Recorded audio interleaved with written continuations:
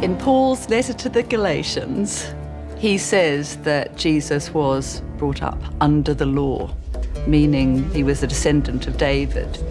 He was a Jew and kept Jewish law.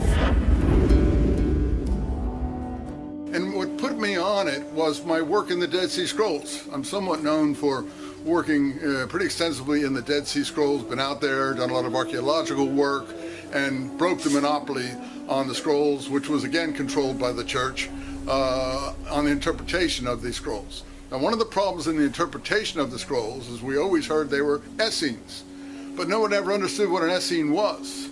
They were supposed to be peaceful Essenes, basically contemplating their navels, if you like, out in the wilderness someplace. And they're preparing for the final apocalyptic war against all evil on the earth. Now, how are they going to win? There's actually a war scroll outlining this. How are they going to win this final war? They're going to have these desert camps, and they're living in desert camps. And in the desert camps, the sectaries, if you want to call that, are practicing absolute purity regulations according to Hebrew law. Why are they practicing absolute purity regulations? Because they're a holy army, and they have a secret atomic weapon. The secret atomic weapon is the holy angels.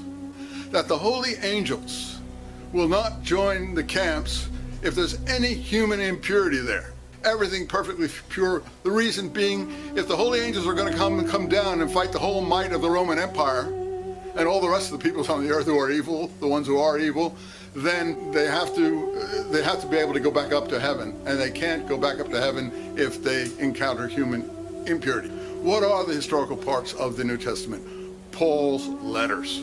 Not all of them, but the ones scholars generally agree are historical. My dissertation was on Islamic law in Palestine and Israel.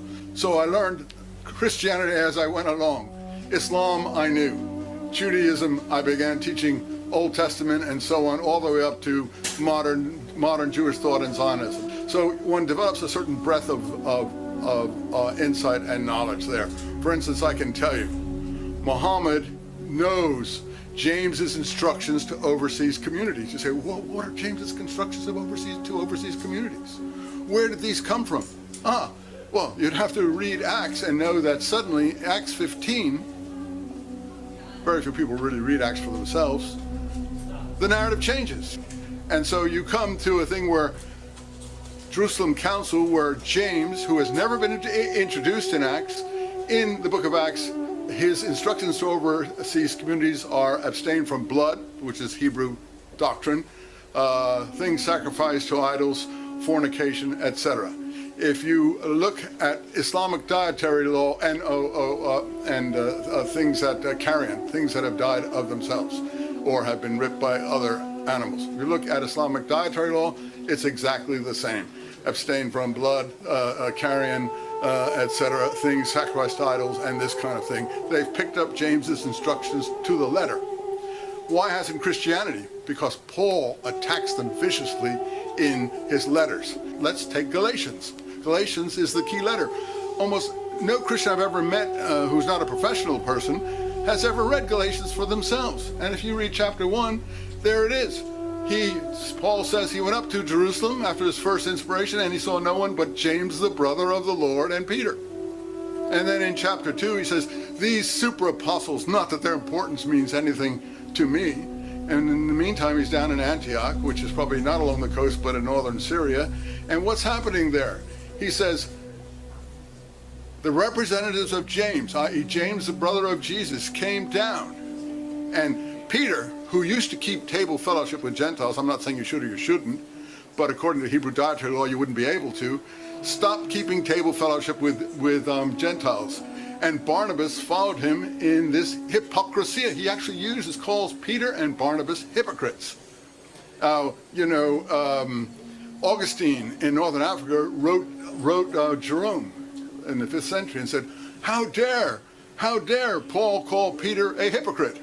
Well, Jerome wrote back and said, there are some things we shouldn't answer or cannot answer, and that was the end of that particular question. But then, so Peter stops keeping table fellowship with Gentiles, but the point is Peter defers to James. So it's clear Peter is not the leader of the early church. The leader of the early church is James. Chapter 4 of Galatians. The representatives of James come down to Paul's communities, seemingly in Galatia, and they want to circumcise his communities. You know, in the earlier chapter 2 of Galatians, he calls the some from James those of the circumcision. He wants to and Paul says, in response to these people coming down, whose importance means nothing to him, I wish they would themselves cut off. You look, it's there, meaning I wish they would their own gonies cut off. Now, this is a very nice fellow, a very tender-hearted, loving fellow. Go forward from Acts 15:16 to James's instructions where we first meet him and he's not introduced, to Paul's last visit to Jerusalem. We came up to Jerusalem and Paul went in to see James to tell him of all the wonderful things we've been doing overseas. And then James responded. This is our James. He's the head of the church. Nobody knows it. He's the head of the church. So James responded, but you see, Paul, we've heard that you've been telling everyone overseas not to practice circumcision, saying things against this temple, against the law, and against the people.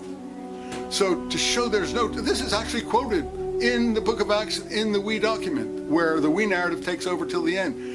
To show there's and it's a different kind of narrative because it's not supernatural events, it isn't any of these things. To show there's no truth to any of these things, we want you to go into the temple and take a Nazarite oath. That's a temporary Nazarite oath. You know, Christianity, Nazarenes are really named after Nazarite type activities. Qumran is a community of lifelong Nazarites. And Nazarites abstain from certain things. We want to take a short one, a temporary Nazarite oath, and pay for 4 others because he's perceived as having money which he's raised overseas. Pay for 4 others. In other words, to publicly show that there's no truth to the rumors we've heard about you. And he's nothing loath, Paul, of course there is truth, every truth to it. Read the whole book of Acts and you'll see that there's not one moment that he isn't criticizing the temple, the people, and the church, not one letter either, and the law. Nothing loath, he goes into the temple. What, is he being set up? We don't know. But in chapter 21, he goes into the temple and the people see him and they go mad and they say, this is the person. And the we document is recording this, who teaches against our people, against our temple, and against this place. And they don't want to kill him yet. Though Acts says there are people who have taken a Nazarite oath that they will not eat or drink until they have killed Paul. In any event, they throw him. No one in Christianity I know even knows this material or ever hears of it. They throw him out of the temple. So first we have a James, then we have the leader of the community. I already told you we have a James, we have a righteous one who's the leader of the Qumran community. They throw him out and they bar the door behind him. That's actually said. That's in the scrolls too, about barring the door against wrongdoers. What happens? Roman troops up in Antonia in the towers come down and rescue Paul. So that's been obviously prearranged. And what happens? They set Paul up before the crowds and they make the crowds listen to a lecture from Paul. And then they take him down under protective custody to Caesarea, the Roman administrative center. So they're protecting him from these, whoever wants to, well, so we say, dispose, get him, whatever. And this is all in the second part of Acts, the more historical part of Acts. So this is the difference between history and literature. Literature is, something else, and most of the literature we're talking about was written in Rome or Alexandria by Greeks. That's why we don't have any Hebrew versions. So we're getting a kind of literary propaganda. The Gospels, no one in Palestine spoke this way and was crucified. There was probably a crucified person. Paul says the only thing he knows about Jesus, which is funnily enough, is that he was crucified. So if he was crucified for revolutionary activities. But the Gospels are anxious to show, oh no, this is a rumor, a lie that the Jews are spreading. And Pontius Pilate actually doesn't want to do it, but the Jews force him. But what do we know about Pontius Pilate? Philo goes to Rome in the same period, Philo, the Jewish philosopher in the 30s. And he tells us that Pilate was removed because he was the most violent, unjust, bloodthirsty governor that the Romans ever sent out to Palestine. So square those things if you can. You can't square them, and you see what's being done, a total reversal of history. The early Christian literature is full of material about James the Just, most of it very authentic. And he's always called that, as a writer called Cephas at the end of the 1st century. There are others called, well, obviously, there's Eusebius who collects them later. There's Jerome, who talks about where James is buried, and so on and so forth. Everybody knew who James, the brother of Jesus, was except us. And why is it important to know it? Because to my mind, this is the authentic messianism of Palestine. What you see is the reversed messianism of the Roman Empire. So we have a very complex political situation here, which has not been understood by later generations because of the kind of doctrines that have grown up. And what we've tried to do is dig under this, both in the New Testament code, another 1,000-page book, and this James, the brother of Jesus book here, to give people the historical data to decide for themselves. We don't say we're right. We don't say you're right. But you need the data to decide who's right. And you need the data from the Dead Sea Scrolls, and you need the data from the unread parts of the New Testament and other early church literature. The destruction of the temple in the year 70 was the greatest catastrophe and trauma to happen to the Jewish people, I would argue, until our own time in the Holocaust. It was the center of the economic life of the Jewish people, as if the Federal Reserve was housed in the temple. It was the center of the judicial life. The Supreme Court was housed in the temple. It was the center of the religious life, as if the high priest was the chief rabbi, centered in that building. And in a matter of hours, it was gone.